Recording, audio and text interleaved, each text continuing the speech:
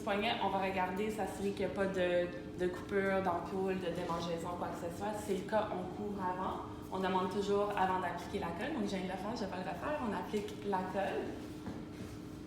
Le Pro Wrap, il y a certaines personnes qui vont le mettre autour de la main ainsi qu'au niveau de l'avant-bras.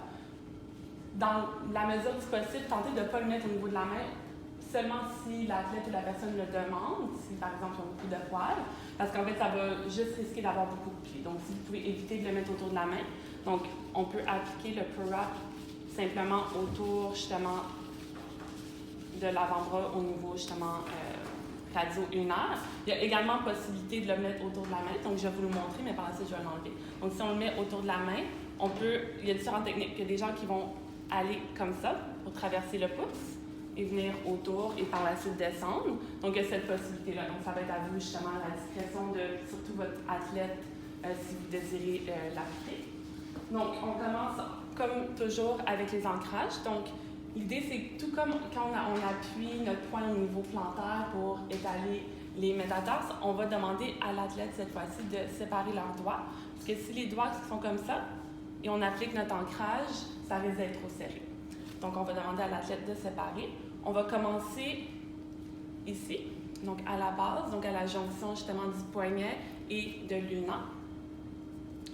On va venir plier comme ça pour passer. Si on ne plie pas, je vais vous le montrer,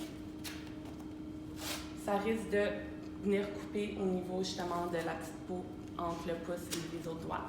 Donc, on vient appliquer comme ça. On vient plier. Donc, vous allez adapter le taping en fonction justement de la grandeur, la grosseur de la main. Donc, vous voyez, je suis partie au niveau justement de la base ulnaire. Autour, on revient au même point et on vient le fermer au-dessus de la paume. Donc, ça, c'est le type d'ancrage. Maintenant, on va venir appliquer 2 ancrages au niveau du bras. Donc, on va demander à la personne de faire un point, donc pour venir contracter au niveau des muscles, pour éviter que ce soit trop tendu. Ensuite, comme j'ai mentionné, soit la personne a une blessure en flexion, donc on veut éviter ou prévenir justement l'hyperflexion ou l'hyperextension.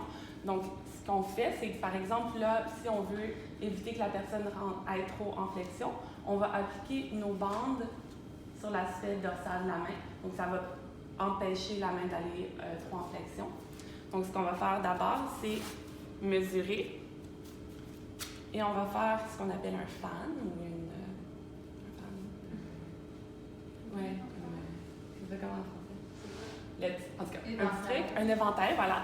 Donc, un dans le milieu et on va faire un X au-dessus. Comme ça. Il y a des gens qui l'appliquent directement sur la main. Moi, je préfère cette méthode-là, mais c'est à vous justement de déterminer la façon qui vous convient le mieux. On va appliquer une partie sur l'ancrage qui est au niveau de la main et l'autre qui est sur l'ancrage qui est au niveau de l'avant-bras. Ce que vous allez faire par la suite, c'est de refaire un ancrage au niveau du poignet, au niveau de la main, pardon.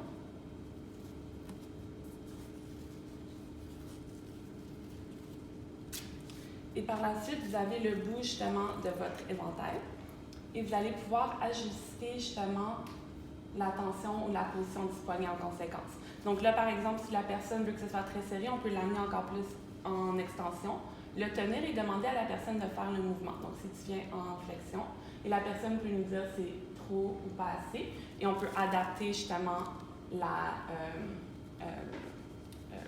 résistance ou la tension justement, ou la position plutôt du TP. Donc on va dire par exemple, on l'amène un peu en extension, et par la suite, tout ce qu'on a à faire, c'est justement de le fermer. Donc on va redemander à la personne de faire un point.